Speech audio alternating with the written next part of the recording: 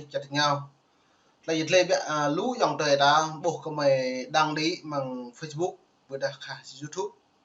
cơ ta lại rồi cơ ta lại quay bằng lê quay bằng buôn sang gã đi chả mấy để lại đà rằng lệ chú ngạ mà đối giờ nó đấy khất lại này mày mau video mình vả mau video lên mau rút doan nhiều nào nhiều nật lằng rim ní đồ quay bằng nó dùng bạc bẹ đi giờ nó thay này chả mấy các tiêu dập anh đi tiêu bang cơ ta lại tôi xem tua nhà cơ lằng cơ hạt rẹ nhưng bạc quay bằng này lại nó tôm lùm hộp po trà tầm nhất quay bằng hộp po buồn tầm nhất bây giờ po trà po play tầm nhất quay bằng nó play quay bằng nó lại mong bạc như cái bẹ đi nó này chả mấy lại lắc xem tua đà lệ đằng chuột lê đà lệ món mà chất là khoa học nó rằng nhiều tạo thêm nó tổ thêm quay bằng lẻ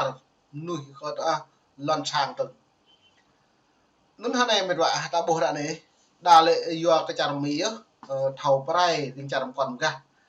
đà lệ chả mì lại nhiều màu lại đáo ấy đi vì làm giọt lên này mệt vạ có ta lại đáo bò đạo ấy đi vì làm pi bằng phật sẽ lụt sama po bay đạo thầu cái năng pi bằng phật ấy đi viêm pit ta đâm bên ô lại chả mì lại khởi nhố máu ta lại đạo prong ta nằm bên ô vậy này lần chả màu Việt Nam một là đạo prong mộ pi bằng phật ta lại tru nhưng para xong lại tru nó lại bây giờ treo ấy điều lại tru treo cái phật là cái nó nằm nuôi như ngà này hết bạc ở bộ bỏng tới đắp với bằng po sang cha mỹ á ta lại nó lại càng cả pui lê tôi còn mày đang gặp Facebook lấy bố mất tên nào pui nó căn tùy là mày bố lên là pui thì mong e thì biết đi đúng mà nó 2025 này lại đã bộ là hiện tượng lạm ai nữa bởi xuất hiện vậy đi chặt mỹ và nó có mày càng lên vẽ lò mệt lên mày bị lăng sao víu hoặc lại dần đoạn video này nhiều nào quay video với nó được vả ngay cả cháy tro bụi luôn, không còn cái gì hết quý vị. Và trong những cái thành phố, những cái đường xá trong cái khu vực này đó, có thể nói rằng là nó hoàn toàn là coi như là vắng người hết, một cái thành phố không còn người luôn, bóng người luôn. Đây có lẽ là chúng ta đi một chút để cho quý vị thấy được những cái khung cảnh nha. Tôi làm nó bởi bóng phi sản. Đây, những cái căn nhà mà nó cháy rồi bây giờ còn chỉ trơ lên như là cái ống khói thôi, quý vị thấy không? Chỉ có mỗi cái ống khói thôi, không có cái gì khác hết, như cái cột ống khói đây. Và đây là một căn nhà quý vị, rất là thảm thương, rất thảm thương, không còn cái gì hết. Một cái lối đường xe đi vào như thế này, mà đến ngày hôm nay thì coi như là chỉ còn có trơn là những cái chiếc xe. Đây là cái chiếc xe không biết là xe gì nữa, nhiều khi là có khi là Mercedes, có khi là những cái chiếc xe rất là sang trọng. Nhưng mà đến ngày hôm nay thì chỉ còn lại là cái gì, cái trơ xương thôi. Và đây là một cái căn nhà kế bên thì chúng ta thấy rất là rõ ràng không? Đó, cháy tan hoang hết và chỉ còn có cái trụ, tại vì cái trụ này nó bằng gạch đó, cho nên nó mới còn y nguyên vậy, chứ còn không thì nó cũng đã sập đổ rồi. Đây chúng ta thấy một cảnh đổ nát, một cảnh đổ nát rất là dữ dội, đến nỗi cây cối đó nó cũng cháy tiêu hết, không có còn cách nào khác hết. Đây, và chúng ta thấy một cái căn nhà như thế này, đây là những cái căn nhà mà bạc triệu cho quý vị. Một cái đường xá, đường thành phố đó thì bây giờ vắng thôi. Và cả một cái khu vực rộng lớn này người ta không cho người bên ngoài vào. Nhưng mà với lực lượng truyền thông báo chí, với những người mà làm trong lĩnh vực truyền thông thì họ cho vào để mà ghi hình, quay phim, và chúng ta được phép ghi định như thế này. Chứ còn những người không có phận sự thì không có được vào nữa quý vị. Chúng ta thấy căn nhà không? Một cái cảnh đổ nát, toàn bộ là coi như là cái gì, gạch ngói, rồi vách tường các thứ. Và chúng ta thấy còn trơ lại ở đây là cái gì, giống như là cái máy giặt đó, trong một cái căn hộ như thế này, cái máy giặt. Và đây là dấu vết của có lẽ là một cái gara xe đó quý vị. Đây là những cái cửa của gara xe, và đó là một chiếc xe chả biết cái xe gì nữa, cháy không còn cái gì hết, và nó lụng bại xuống. Có lẽ là người ta cũng đã chịu cái cháy rất là dữ dội để mà nó hoàn toàn cái gara xe và người ta đậu xe trong đó, cái là một cái nhà xe đó quý vị, rất là kinh khủng. Hiện trường có một cái vụ cháy nha. Và có lẽ một chút nữa thì chúng ta cũng sẽ cùng nhau đi đến để mà xem nhiều cái con đường khác nữa, và gần cái khu vực mà nó đang cháy đó. Thì bây giờ chúng ta thấy không, đây đó, chúng ta đi sang cái nhà kế bên như thế này, không thể tưởng tượng được một cái khu vực rất là rộng lớn, và đến ngày hôm nay thì coi như là bị cháy hết, thiêu rụi hết. Đây quý vị thấy không,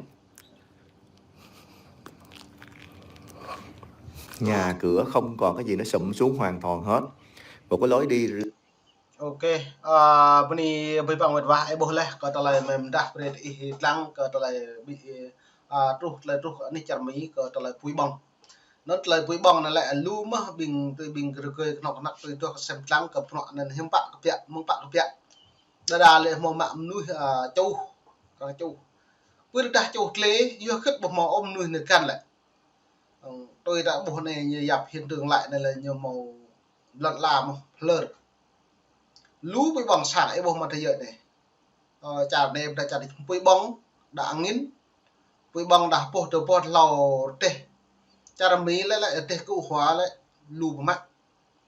sao mất rồi mông này hiếm bạn là với bóng hợp bột lại bởi vì nó chưa lại giờ nên đặt câu hỏi cái này để mong bạn biết nó mày tụ truyền hình là lại dần bịa truyền thông là lại gặp mông mày mạ thông tin là bây giờ mày mạ thông tin tụ rằng ra mạo mày mạ lại thông tin là hàng cái đa lên thằng buộc lại nên lâu mày đã đi lại mày thông qua cái này bình pol mà pro bình rằng đã đi mất rằng pre các mày bị mạng thì đã rằng mày bị pre rằng mày cần đi mạng một rồi rồi mày đăng đi cả Facebook đấy buộc lại vượt tê nét tê trong máy bay giờ không nghe lại tâm được prui voi nó căn thứ tạt lắm mà lên trong voi ấy rằng prui lu mà chẳng trước khi nó poi bằng nó căn thứ bằng tang poi bộ nó nên rằng được nghiên cứu poi này hiện tại poi cái tia được lu ha